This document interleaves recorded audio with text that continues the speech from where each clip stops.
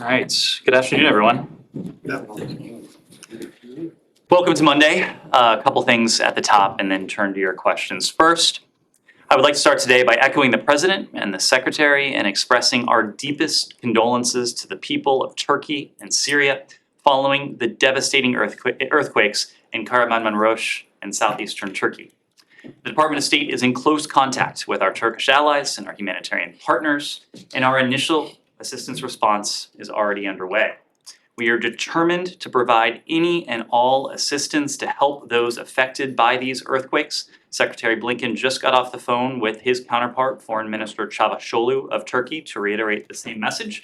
And we stand in solidarity with our allies, our partners, and the people of Turkey and Syria affected by these terrible events. Next and finally, 1 year after launching the COVID-19 Global Action Plan, or GAP, on Wednesday, February 8th, Secretary Blinken will host a fourth and final Global Action Plan ministerial to reflect on progress made in addressing the acute phase of the COVID-19 pandemic, the work remaining, and to collaborate with GAP partners on strategies to prevent, to detect, and to respond to future global health threats. Foreign ministries came together through the GAP to catalyze political momentum around critical gaps in the response and to enhance coordination. Health security is national security, and foreign ministries will remain engaged on these shared challenges, global challenges going forward. The GAP partners include 33 countries, the European Union, the African Union, and the World Health Organization. And the ministerial will be live streamed on www.state.gov at 8 a.m. Eastern on Wednesday of this week. So with that, happy to take your questions. Sure, start with the front row, Yumara. Hi, Ned. Just before I begin, thank you for that condolences as a member of the Turkish member of the Bulpan. I really appreciate it personally. I just want to ask about China. Can you talk a little bit about like what these conditions will be for when the secretary would go? Has there been any like active planning on when? Can we ask about Turkey? I'm sorry, about Okay. the earthquake. Forgive me, Yeah, because it's just Sure. too devastating. I mean, I know you mentioned condolences and offers of help and so on. And you just said that you stand in solidarity with our allies in Turkey and Syria. So you only stand in Syria with the Kurds, for instance? You don't stand with the rest of the Syrian people? Those are your allies. No, Saeed, that is not what I said. We stand in solidarity with our Turkish allies. Of course, Turkey is an important NATO ally.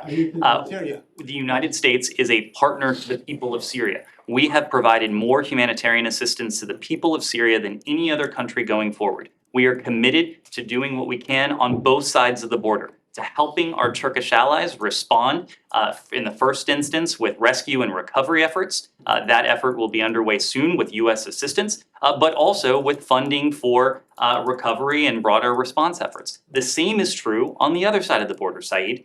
We are determined to do what we can to address the humanitarian needs of the Syrian people. We've done that over the course of the 12-year civil war to the tune of billions of dollars. We do that through a different process. In Turkey, we have a partner in the government. In Syria, we have a partner in the form of NGOs on the ground who are providing humanitarian support. Well, let me just follow up on this, because the Syrian government, as far as I know, it's a government that you still recognize. You have never unrecognized the Syrian government. So why not reach out to the Syrian government? They are in power. They're the ones that run these rescue operations or aid operations and so on. It would be a great gesture. Another gesture would be to sort of lift the sanctions that have basically, suffocated Syria.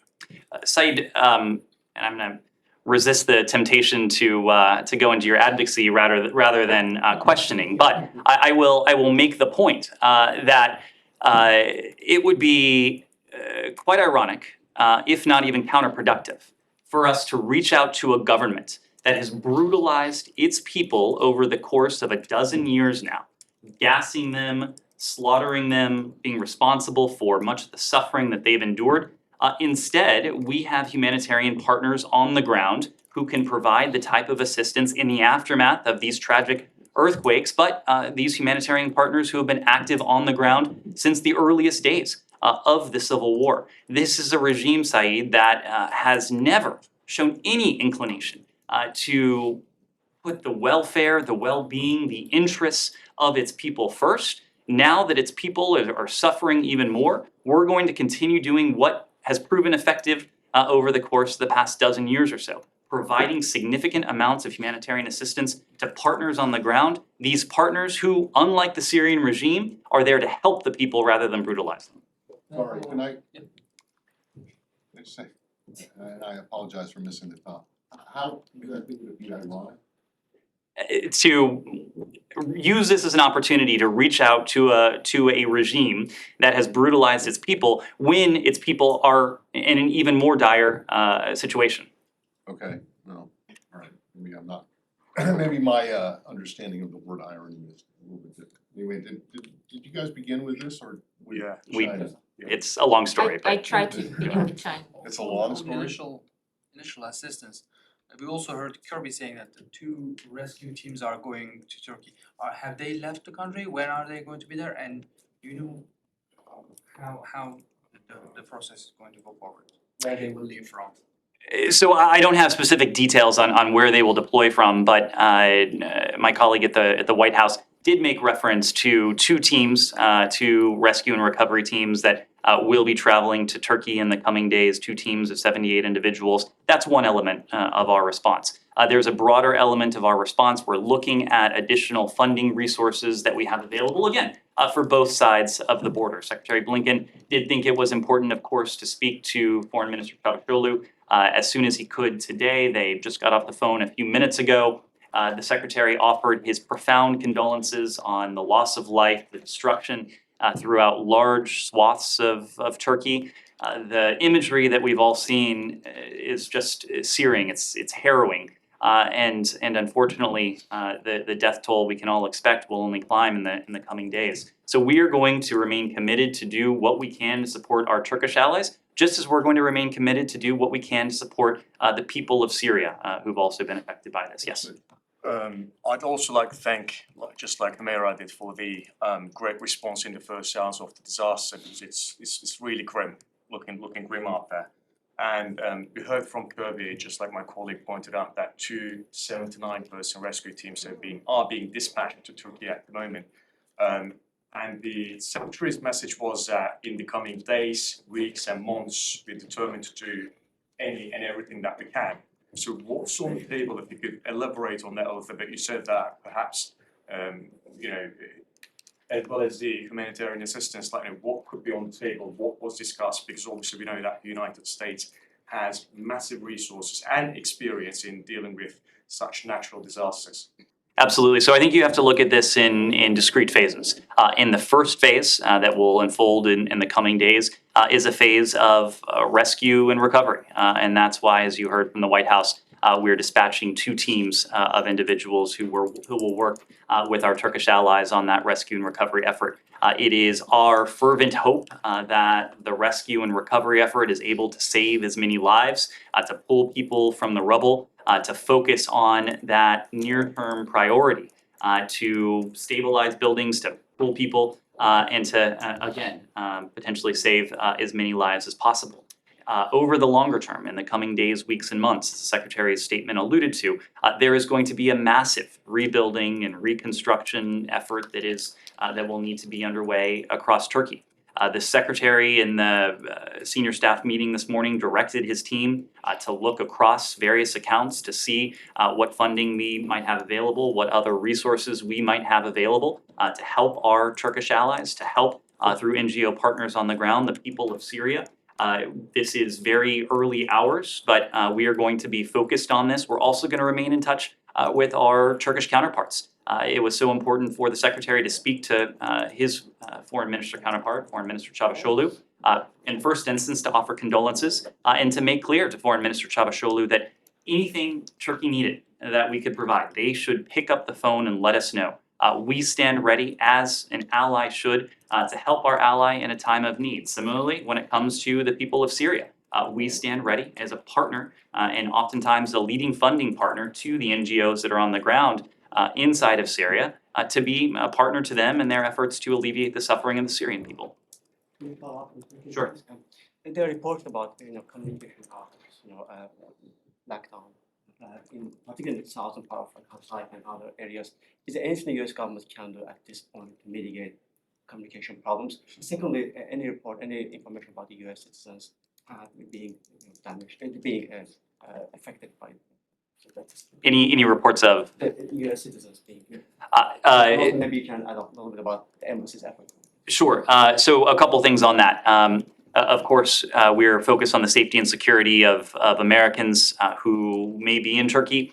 We did an accountability exercise for our team, our staff on the ground.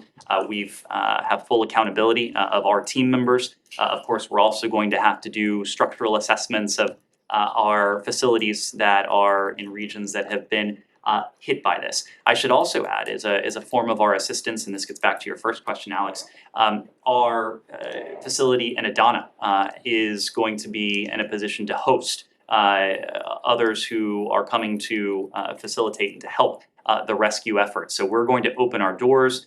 We are going to open our collective wallet, as it were, to help Turkey in any way that we can, to help the people of Syria in any appropriate way that we can. When it comes to the specifics of this, it's, again, very early hours. We've talked about what we're prepared to do when it comes to rescue and recovery.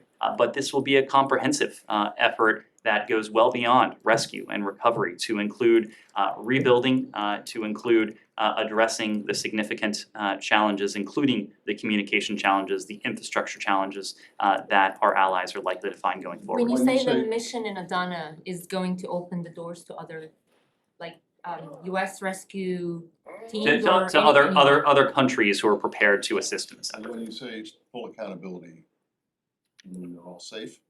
That's correct. Now, Because, full accountability can also mean. oh yes, no, of course, no our deaths. Our staff on the ground, after our accountability exercise, was deemed to be safe. Now, the tragic reality is that the death toll of this earthquake is likely to continue to climb in the coming days. Our consular officials on the ground, they've been in touch with the American citizen community. As of earlier today, we had not yet confirmed the deaths of Americans, but I think we're all realistic, we're all very sober about the implications of this and the fact that many countries, many nationalities are likely to be implicated, just given the massive toll and destruction that this earthquake So has can we go to China caused. or back to China, as it were? Anything else on Turkey?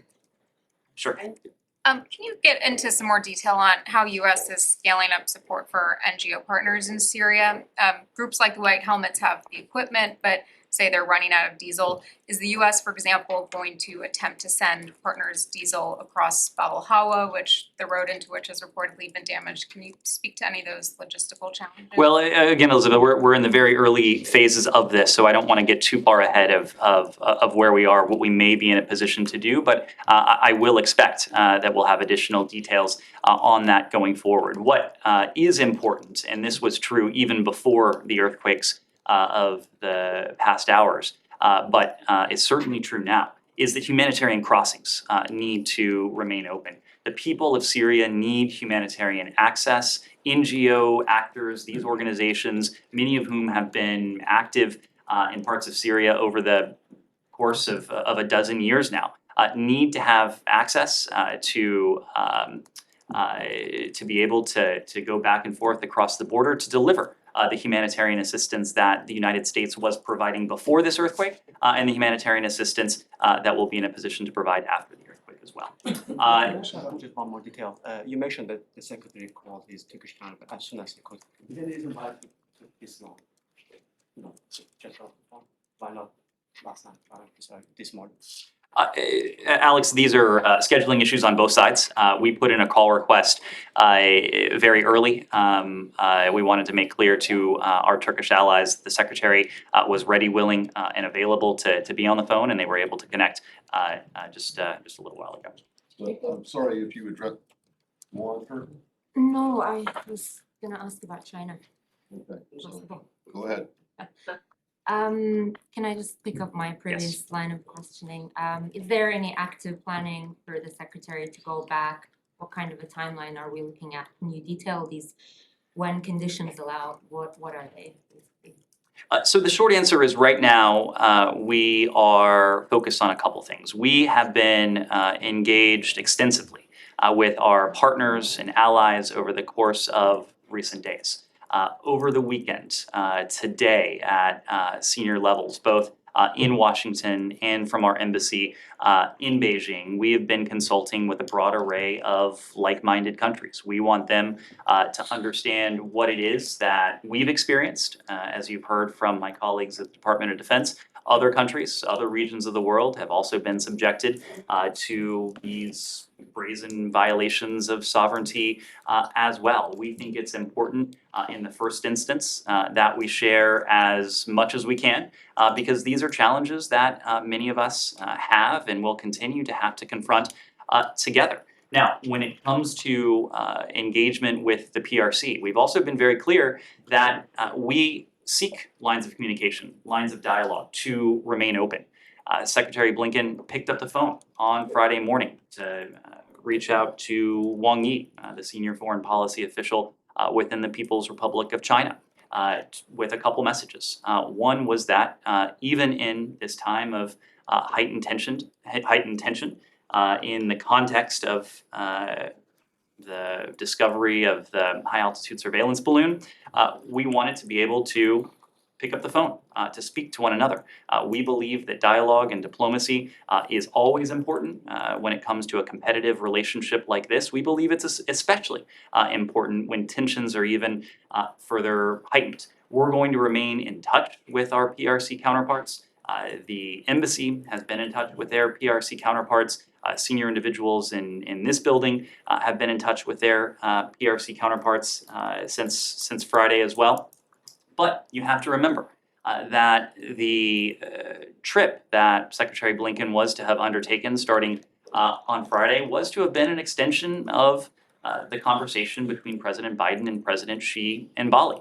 That conversation, and in turn, the conversation that Secretary Blinken was to have had yesterday and today, would have been about establishing that floor on the relationship to see to it that competition doesn't veer into conflict, but also to test the proposition of collaboration, cooperation in areas that matter to us, that are of profound interest to us, but also that are of profound interest to the rest of the world. The discovery of this high-altitude surveillance balloon in the days that preceded the Secretary's visit, of course, undermined the point of that visit. We would not have been able to conduct the important business that Secretary Blinken was looking forward to doing on the ground in Beijing in that context. Now, just as we continue to remain in contact and dialogue with the PRC in the coming days, as I expect we'll do at various levels, we'll determine when it's appropriate to potentially look to travel to the PRC to have the type of discussion that we think it's incumbent on our countries to have. So if you can't have that conversation now about the guardrails, and this incident has happened, which was a breach of sovereignty, where does that leave the US-China relationship, which was already strained anyway? Well, look, we've always been clear-eyed about this relationship. We know it's the most consequential, we know it's the most complex relationship we have in all of our bilateral relationships. We suspect it's also the most consequential and complex bilateral relationship on the face of the earth. We believe it's important to, again, to build that floor under the relationship, to see to it that areas of potential competition don't veer into conflict. We believe it's incumbent on us, the United States, as a responsible power, to see to it that we are doing all we can to protect and to promote not only our interests, but the elements that countries around the world care about. And there are some cases where our interests with the PRC do intersect. Part of the agenda of Secretary Blinken's travel to Beijing, what would have been his travel to Beijing, was to talk about some of those issues. Again, because it's in our interest, it's in the interest of the rest of the world, it's what the rest of the world expects of us. We haven't had conversations at this point about rescheduling the trip, as I said right now. We are focused on coordinating closely with our allies and partners, sharing information, comparing notes, making sure that they understand the information that we have in our possession, they understand the basis for our actions, and that they understand the brazen nature of this violation of our sovereignty, violations of sovereignty that are not unique to us, that have taken place across countries and across regions around the globe. So that's going to continue to be our focus in the coming days. Ned, if the conversations since the Secretary spoke with Wang Yi on Friday have not revolved around or touched on a rescheduling of the trip, what have they touched on? I mean, I'm presuming that on Saturday, if there were conversations, that they would have been about the shoot down of the balloon, is that correct? Or So was it is true that we notified, it is true that we notified the PRC after the fact of the action that the US after military. they saw it on TV? I presume they were watching, as were many of us. That was conveyed to them on Saturday.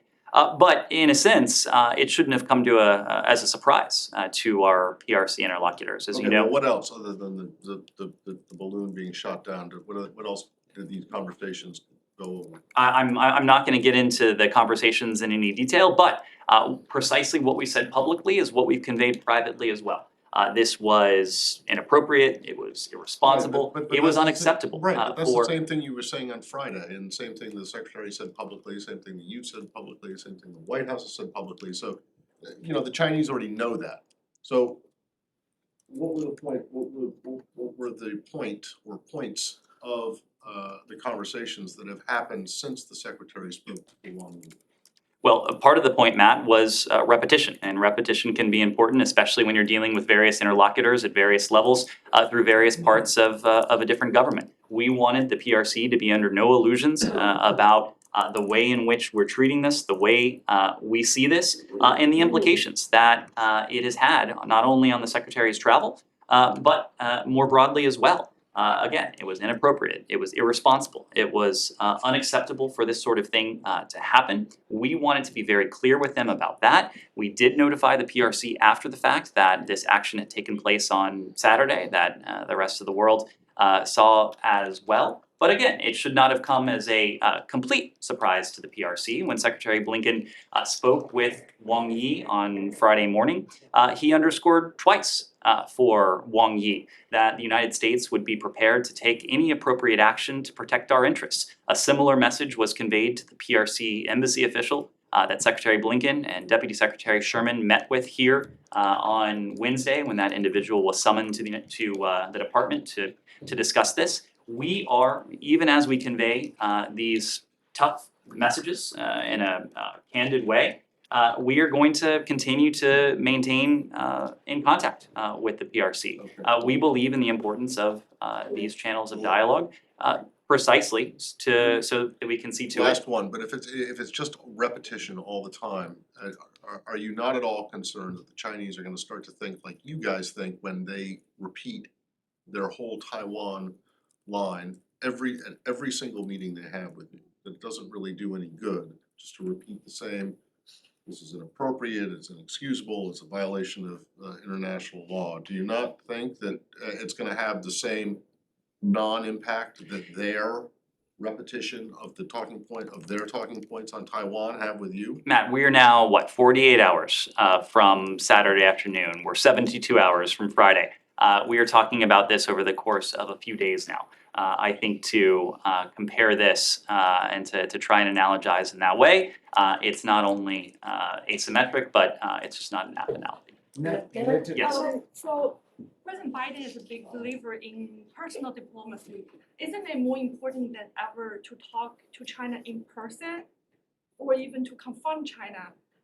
Is there any preconditions to resume the talks?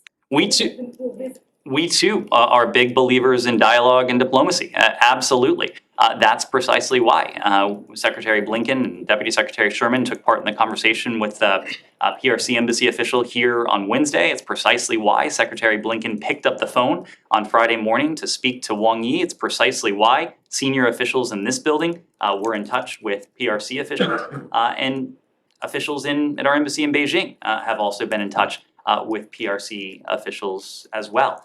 We can convey messages in the near term as we emerge from what has been a very public incident between the United States and the PRC, knowing that yes, face-to-face diplomacy in some ways is invaluable, but in the near term, we were managing at the time what was an ongoing situation.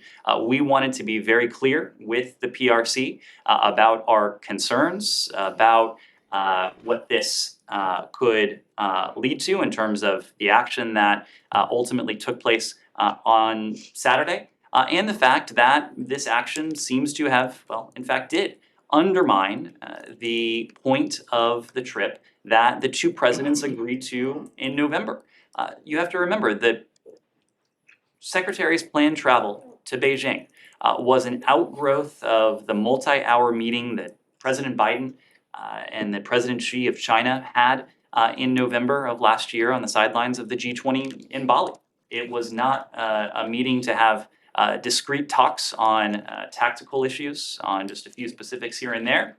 This was to have been a fairly broad, wide-ranging discussion on constructing a floor below the relationship and, where we can, seeing to it, testing the proposition at least, that we could try to seek out additional cooperation in areas that are profoundly of interest to us and the rest of the world. Now, all of those things continue to be important, but by taking the action that they did, by engaging in this flagrant violation of our national sovereignty, by taking this irresponsible and ultimately unacceptable act, the PRC in effect undermined the point of what was to have been that face-to-face diplomacy. That in no way devalues the importance, the indispensability of face-to-face diplomacy in general. I suspect there will be opportunities going forward for the Secretary to engage in that face-to-face diplomacy. After all, we didn't cancel this meeting, we postponed it. We postponed it until such a time where it would be appropriate for the Secretary to travel to Beijing to have the type of meeting that we hope to have. A meeting that could help to establish a floor under the relationship, and a meeting where we could discuss everything that's of interest to us and many issues that are of interest to the rest of the world as well. What is your reaction to critics saying that the United States overreacted due to domestic political pressure, since this incident happened, a similar incident happened before, and given the fact Secretary Blinken is going to be the first secretary to visit China in 4 years, and maybe potentially meet President Xi Jinping? We had an opportunity. We had what would have been a valuable opportunity to engage in that face-to-face diplomacy. It was to have been a near-term diplomacy. Of course, the blame does not fall to us for undermining that opportunity. It falls to the PRC for engaging in what was ultimately an inappropriate, irresponsible, or unacceptable act. We've acted responsibly. We've acted practically. We've acted prudently. In this case, but also in the broader context of the bilateral relationship. We think it's important that we have these lines of communication so that we can make very clear to the PRC what we're doing and why we're doing it.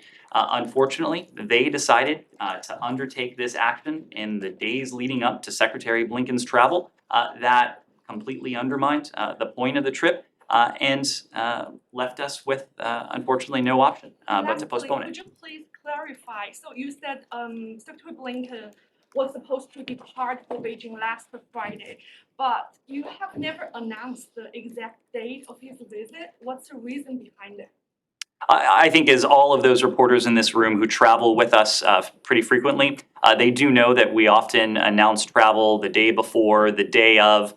We were set to depart for Beijing to make the long trip to Beijing on Friday evening. It had been our intention to announce it earlier in the week. We ultimately had an opportunity to announce it on Friday morning, but unfortunately, the PRC put us in a position where it just did not make sense at that time to continue with the trip because their irresponsible, inappropriate actions unfortunately undermine the utility of such a trip at that time. Yes. Thank you. one China and one North Korea. Chinese deputy foreign minister will visit to Russia. And also, it was reported that China supplied military equipment to Russian defense company and supported the invasion of Ukraine. Do you have anything on there? How can you see that Russia and China get together right now? Well, this is something we've spoken about extensively over the better part of a year now. The relationship between the PRC and Russia that in some ways has deepened. We've seen very tangible manifestations of that. It was just about a year ago, maybe almost exactly a year ago if memory serves, where we saw a communique emerge between the PRC and Russia, speaking of a friendship with no limits. We have seen the PRC attempt to take what they portray as a neutral stance to Russia's brutal war against Ukraine, but in reality, it's been anything but. They've provided Russia with rhetorical support, they've provided them with political support, they have continued their economic relationship as well. Our message to the PRC has been very simple. We're watching very closely. There are and would be costs and consequences if we were to see a systematic effort to help Russia bypass the sanctions that dozens of countries around the world have enacted against the Kremlin, President Putin, others, for this brazen aggression against Ukraine, and there would be consequences for the provision of lethal material that Russia could then use against civilians in Ukraine in the same way that it sought lethal material from Iran, from DPRK, to use against the people of Ukraine. And one more, North Korea. North Korea is preparing for a large-scale military parade this Wednesday. How is the U.S. preparing for contingency? Well, these are always exercises that we watch. I think it is almost certainly the case that these have more messaging and propaganda value than any material value to the DPRK, but we're of course going to be watching as we always do. But more so, we are investing in our alliances and our partnerships in the region and well beyond. As you know, the Secretary's ROK counterpart was in Washington on Friday. They had an opportunity to have a wide-ranging discussion about the challenges and opportunities that are presented in the Indo-Pacific region and well beyond. At the top of that list of challenges is the DPRK. It's why we're committed with an ironclad basis to the security of our ROK ally, to the security of our Japanese allies. It's why we have attempted to deepen and to advance trilateral cooperation, not just in the context of the DPRK and its ballistic missile and nuclear weapons program, but across the range of challenges and opportunities that our three countries, that our alliance faces. Yes, go ahead. Okay, one just on what my colleague just used the term overreactive with regard to China. Is how much truth do you think it is in if you say that the US overreacted with this President Biden being pressured from like the US media a little too much and there is not much truth into the surveillance equipment terminology there and that it was just some media people who didn't want President Biden and China to get a little bit closer, you know, they were not interested in Blinken's visit and is there any truth to that, you think? Or no, there was some surveillance equipment found in the balloons as well? So a couple things there. First, it is a fundamental misunderstanding of the United States to suggest that we take these sort of actions based on anything other than what's in our national interest. This was a decision that the president made in close consultation with the Secretary of State, with the National Security Advisor, with the Chairman of the Joint Chiefs of Staff, with the Secretary of Defense as well. And ultimately, the course of action was one that was put forward and executed by the Department of Defense. When it comes to what we've heard from the PRC, I'm just not going to give that too much oxygen. Let me see if I can state it as clearly as I can. The PRC knows precisely what this was. The PRC knows precisely why this was in our airspace. The The PRC knows precisely what this was doing over the United States, and ultimately, the PRC knows precisely why we did what we did.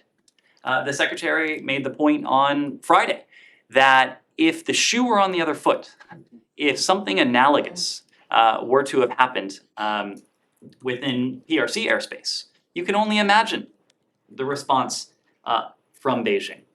We've been clear, we have been resolute, but we've also been practical as well. And we have taken practical steps since the time this high altitude surveillance balloon was detected to mitigate its ability to collect intelligence against sensitive sites, to mitigate any threat it could pose to the American people. But more than that, in a way, we flipped the script because we've trained quite a bit of capabilities of our own at this high altitude surveillance balloon while it was violating our airspace. We learned quite a bit about it and the practice in general, the technology that was on board. And as you've heard, I think just recently from my colleagues at the Department of Defense, there is an active effort underway to recover what is left of this high altitude surveillance balloon on the surface of the ocean. And in the coming days, there will be an effort to collect what we can from the bottom of the ocean. In Pakistan, in my Can I home follow up city, on this? Peshawar, we had. Well, anything else on China before we go on? John, go ahead. Just on those statements you just made, have you guys ruled out in accident or incompetence when it comes to the balloon on the part of the Chinese? John, I think those explanations just ring hollow to us. They ring as hollow as the idea that this was some sort of weather balloon. Just to clarify, you said something that the Chinese I guess, if the shoe was on the other foot, that's all what they do. Are you suggesting that there are no surveillance balloons over China, American surveillance balloons? I am. To follow up on this one, Go ahead, Alex. Given how you depicted the scope of the violation, they violated US airspace, is it fair for us to expect more punitive steps from the US? You don't down the balloon and just do nothing if they violate the US airspace, like sanctions. So Alex, in the first instance, we're discussing this with our allies and partners. We're comparing notes about what has happened to us in recent days, what has happened to us within recent years as well. We want to learn as much as we can about not only what's happened recently, but in recent years. And we're going to take steps to protect our interests as appropriate. Anything else on China? Yeah. Okay, Ian? Can you just talk a little bit about how this balloon incident is going to change the trip that the secretary, may eventually go on if he does go? Will Blinken bring up the incident? Will he convey these messages in person to his counterparts there? And will he talk about Chinese espionage sort of more broadly with his counterparts there? Well, in some ways, the trip that had been planned would have provided the secretary an opportunity to discuss this broad set of challenges. As you know, we face a wide range of challenges from the PRC. One is in the espionage realm. We face economic challenges, we face diplomatic challenges, political challenges, economic challenges, and security challenges, of course. So every time we have an extended discussion with our PRC counterparts, we spend a lot of time speaking about the threats that we face, the competition that is a part of this relationship. And as I alluded to before, we seek both to advance our interests and to do what the rest of the world expects of us, to have a discussion of areas where we potentially can cooperate or even deepen that cooperation. If and when the secretary returns or travels to Beijing, and again, this trip was postponed, it wasn't canceled, I fully expect he'll have an opportunity to discuss the full range of our concerns with PRC behavior in all of those realms. Yeah, does the United States has a read on the tone of the statement issued by Chinese Ministry of Foreign Affairs? Do you think it's targeted on domestic Chinese audience, especially on those ultra-nationalists, or is it a signal into US that there will be more retaliation actions? And then do you sense any tone, like more conciliatory tone from your private conversation? And again, I'm just not going to parse their statements. We're going to be looking for actions. We're going to be looking for the PRC to act responsibly, and practically, calmly, resolutely in the way that we have throughout this and over the much broader horizon. Dylan? Yeah, the Pentagon said they were tracking the balloon since at least January 28th, so last Saturday. The White House said the president was briefed on it Tuesday, so a few days after that. I'm curious, can you clarify when the top officials in this department were first briefed on this? When did they first learn about it? And then why did it take till Friday morning to cancel the trip if you presumably knew about this earlier in the week? So Dylan, our colleagues at the White House and the Defense Department have spoken to the tactical timeline of this, but you were right that we learned about it early in the week. Obviously, we were traveling early in the week to the Middle East. We were in Egypt, Israel, the West Bank when this first started to percolate. The Secretary was deeply engaged with his counterparts as well as with the president on this issue throughout the course of the week and as the end of the week neared. And ultimately, Dylan, these are difficult decisions. They are difficult decisions regarding the most prudent course to take with high altitude surveillance balloon like this.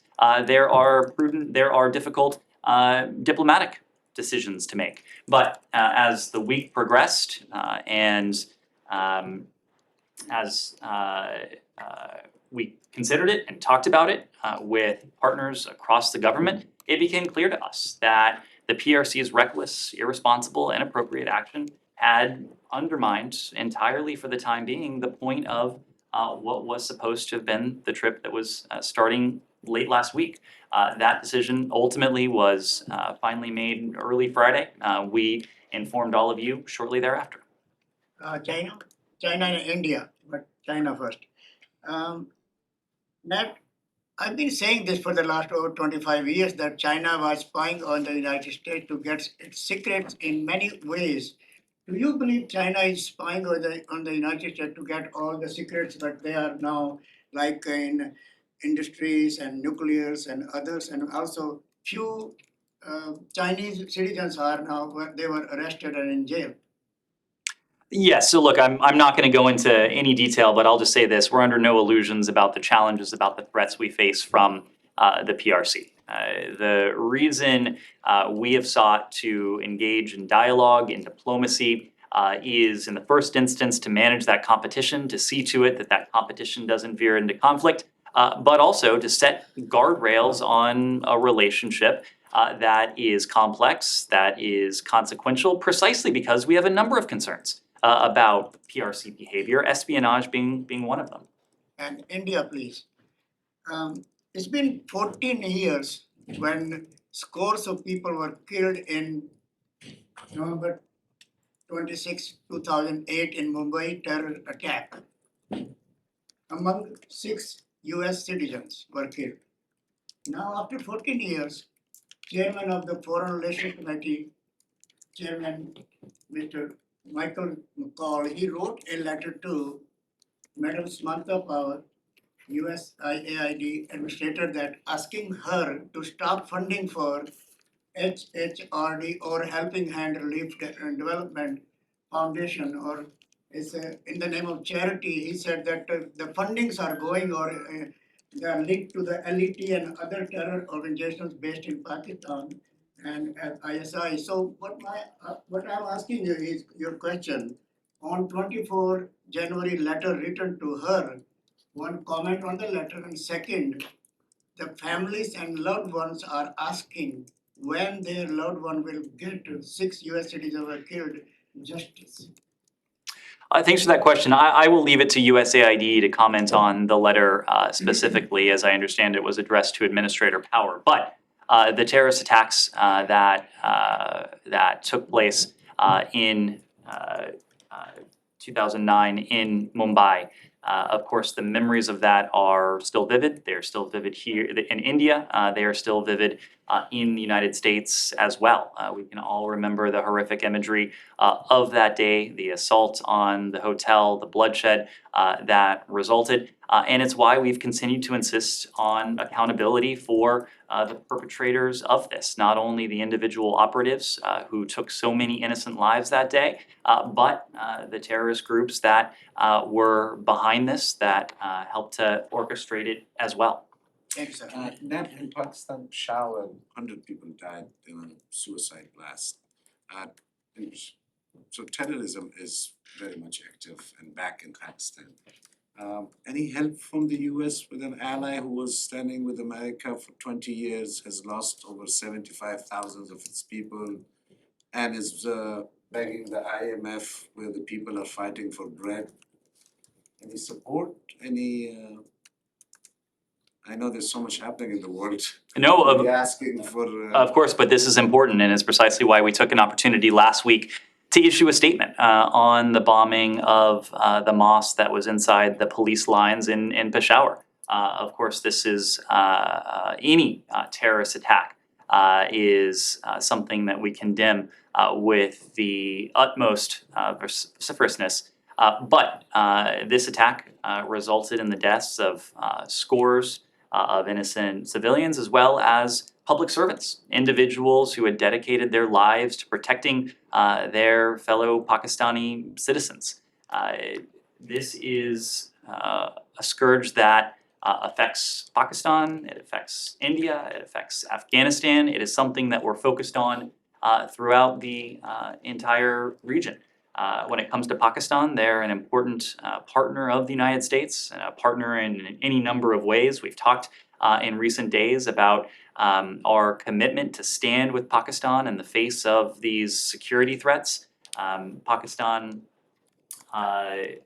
will continue to be a stalwart partner of the United States, and vice versa, in the face of these types of horrific terrorist attacks. One last one. I have a story that I've been following and I want to get your comment on it. I have reports that some Taliban have gone into Ukraine to support them in the fight against Russia. Do you have any information about that? Any comment about that? I don't have anything to add on that. I haven't seen those reports. Missy? Ned, I wanted to ask you on a very different topic and follow up, I think on a question that Saeed may have asked a week or two ago, and it's about the withdrawal of the DRL nominee, Sarah Marcon. And can you just, is there anything else that you could say about the department's perspective on the long hold by Senator Risch and the grounds or the alleged reason for that? And can you tell us anything about what Secretary Blinken is doing to fill the DRL position next, since it's already been half of the administration at this point? Thanks. Well, first, when it comes to the approach that the Senate has taken, I would need to refer you to the Senate to comment on that. Sarah Margon is just a tremendous intellect. She is committed. She is passionate. She is someone that many of us have worked with outside of government, someone that many of us were very much looking forward to working with inside of government. Her talents, her determination would have been a tremendous asset to this department, but also to the fuller administration. This was ultimately a decision that Sarah herself made. She came to recognize that there was not a path forward for her confirmation. It is unfortunate, but and it's ultimately something that we sought to advocate for at every step of the way. Every time we have an in-depth discussion with the Senate, we bring up the issue of nominees and the need for a swift confirmation of our nominees.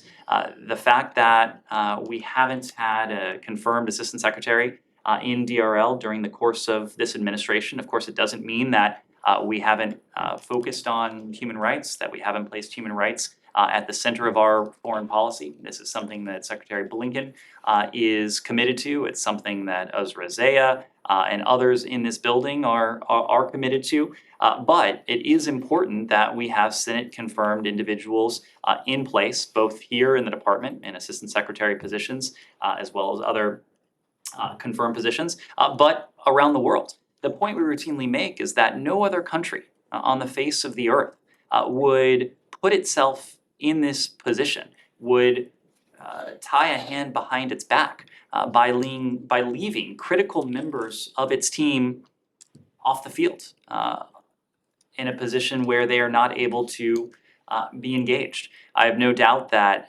Sarah will direct her considerable talents to her advocacy work on the outside. That too is a good thing for us. It's important to have voices like hers in civil society, but we also need a confirmed assistant secretary in DRL. Now that Sarah has made the decision she has, we are going to take a close look at what the appropriate next step is, and we're going to continue to work with the Senate to see to it that our nominees are confirmed as on as swift a basis as can be achieved. Do you have an idea, could you say anything about the timing of a potential nominee and whether or not the department will try to nominate another external appointee or a career person? I'm just not in a position to speak to that at the moment. It's something we're taking a close look at. We want to see to it that DRL has an empowered assistant secretary, someone who reflects the commitment on the part of President Biden, on the part of Secretary Blinken, on the part of others throughout this administration to really give meaning to putting human rights at the center of our foreign policy. Yeah.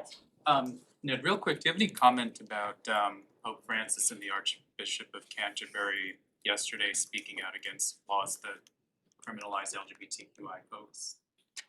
We've obviously heard similar comments from Pope Francis in recent days.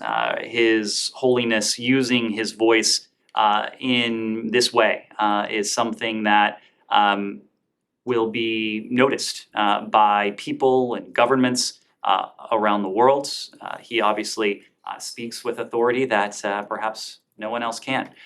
We welcome those remarks, and for our part, we will continue as an administration, as a government, to doing what we can, perhaps in a very different way, but practical steps that we can to promote and to protect the rights of LGBTQI plus persons around the world, consistent with the executive order, with the presidential memorandum that the president put out a couple years ago now. Thank you. On the Palestinian issue, a couple of questions. A couple of days ago, on the occasion of World Cancer Day, with the theme, I think the theme for this year was closing the care gap. The Palestinian Health Ministry accused Israel of denying cancer patients the right to medical treatment abroad. That's what they claim, and they said that Israel deprives about 40% of patients in Gaza of their right to medical treatment. I wonder if you are aware of these reports, and you have any comment on them? In view of the visit that just ended. I've seen those reports, Saeed. What I can say is that we're aware of them. We would reiterate, as you know, as we've always said, that Palestinians and Israelis should enjoy equal measures of freedom, security, and prosperity. That, of course, includes freedom of movement to receive medical treatment. Another question is, the Palestinian president, Mahmoud Abbas, said today that they will not go back to security coordination and so on. We've seen Israel, its sort of its raids and so on in Jericho and other places and so on. And this comes in the aftermath of the secretary's visit to Israel. Are you disappointed that this visit did not have much of an impact in that route? A couple things, Saeed. First, we were under no illusions that a single visit would be able to immediately reverse the tide of violence, the accelerating pace of violence that we've seen in recent weeks and months and even over a longer time horizon. On the trip and before and since, the Secretary, we have consistently made the point that it is incumbent on the parties themselves to take steps to de-escalate what is a dangerous situation, what is an increasingly combustible situation as well. On the trip, the Secretary underscored the urgent need for all parties to de-escalate, to prevent the loss of further civilian life, and for both sides to work together to improve the security situation in the West Bank. We believe that Palestinians and Israelis equally deserve to live in safety and security, and a key element of that is stemming this tide of violence. After the trip, we continue to work closely with both Israelis and Palestinians to support their efforts to end this cycle of violence. And our overarching goal, beyond the very near term, this immediate goal, is to support the de-escalation of tensions and to work with the parties to take action to lessen the violence, which has already taken far too many lives just at the beginning of this year, as we look to advance the longer-term prospects of a negotiated two-state solution between Israelis and Palestinians. And finally, CIA Director Bill Burns told the group in Georgetown on Thursday, I believe, that the conditions that he sees in the West Bank are very similar to those that were on the eve of the Second Intifada, which was so violent. Have you seen that first? And do you have any comment? I'm familiar with that, and I think this goes back precisely to what I said a moment ago. There are a number of very concerning trend lines and data points, and none is more concerning than the loss of civilian life that we've seen over the course of this year and in recent months as well. It is precisely the reason Secretary Blinken from Israel, from the West Bank, from Egypt, encourage Israelis, Palestinians to take urgent steps themselves that would de-escalate this situation and lead to greater degrees of security and stability for Israelis and Palestinians alike. Alex? Thank you. On Russia, Ukraine, the Justice Department order, we can confirm that first seized Russian assets to go to Ukraine have been already directed to the State Department. Can you speak to the significance of that and how much amount we're talking about? Also, what kind of message does it send to Russian oligarchs? And maybe is this something we should expect more in the recent months? Well, it sends a very simple message that those who would support this brutal war should not expect to have impunity, that they will find themselves on the other end of important tools that we have at our disposal to hold them to account.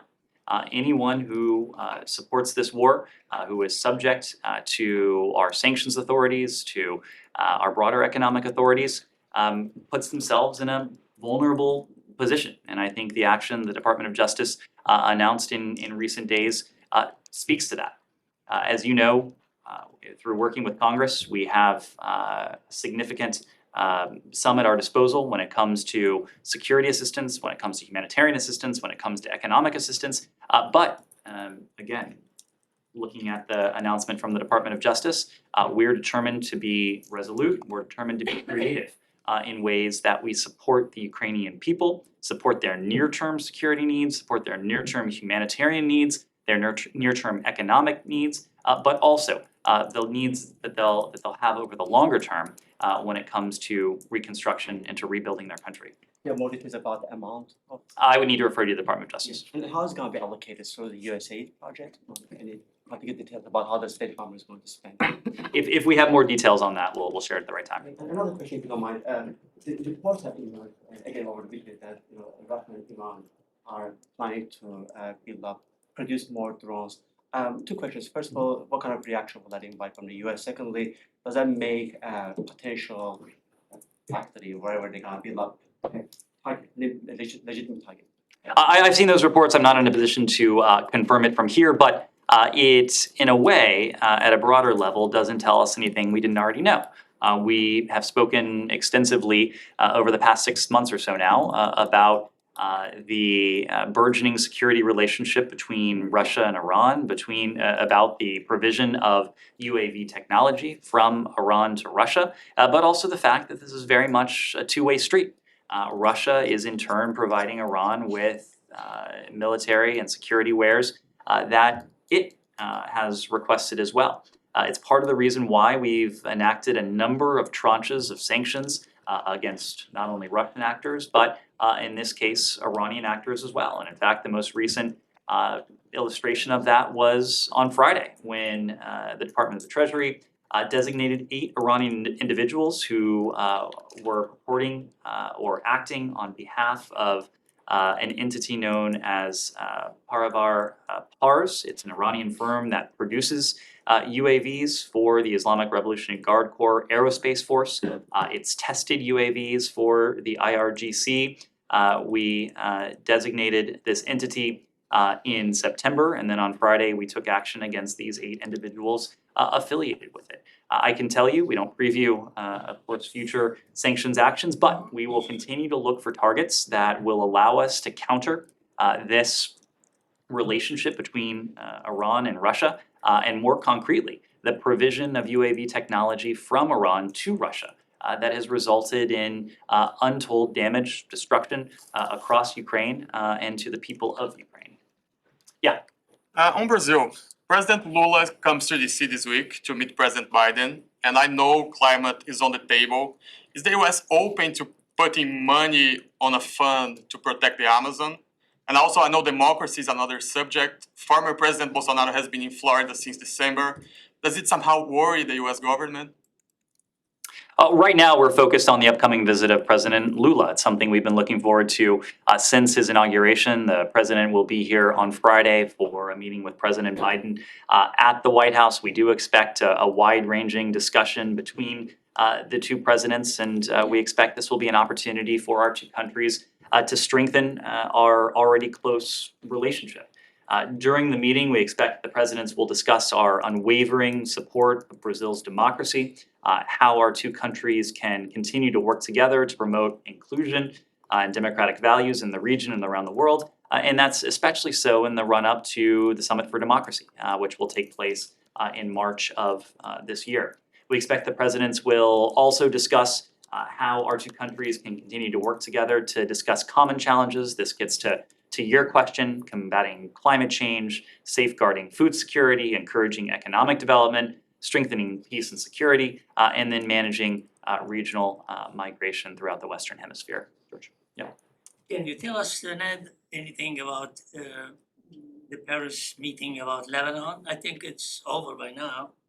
It did take place today. Assistant Secretary Leaf led the U.S. delegation to the meeting in Paris. I suspect we'll have more to say, whether as a group of countries or ourselves, in the coming hours. But this was an opportunity for us to work with partners to encourage and support Lebanese leaders to elect a president, to form a government, and to implement the necessary economic reforms. But no statements yet. We'll have something in the coming hours, I would expect. Yes, question. Thank you. Quick follow-up on the Chinese balloon issues. So there are speculations that Chinese balloon flew over Japanese airspace before it reached continental US. And there's also speculation that other Chinese balloons might flew over Japan previously. So do you think Chinese balloon issues pose challenges to US allies in Asia like Japan? Well, I'd say a couple things. One, I would refer you to the Japanese government to speak to any assessment of overflight, whether of this balloon or of previous balloons. What we have said is that we have detected this variety of high-altitude surveillance balloon across 5 continents. This is a challenge that a number of countries around the world have been subjected to, and it's precisely why, in the aftermath of the downing of this high-altitude surveillance balloon, we thought it was important to convene, to reach out to like-minded countries around the world, to share what we experience, to share what we know, to express our common concern, and to do what we can to see to it that as an international community, we're speaking very clearly to the PRC, and for that matter, any other country around the world who would engage in this type of behavior, to underscore that it's irresponsible, it's inappropriate, and at the end of the day, it is unacceptable. Our Japanese allies are critical allies to us in the Indo-Pacific, in North Asia, and beyond. We've applauded the investments that the Prime Minister announced in Japan's defense capabilities. We wholeheartedly embrace our alliance coordination and cooperation across a range of fronts. And more broadly, whether it's in the Indo-Pacific, whether it's in Europe or anywhere else.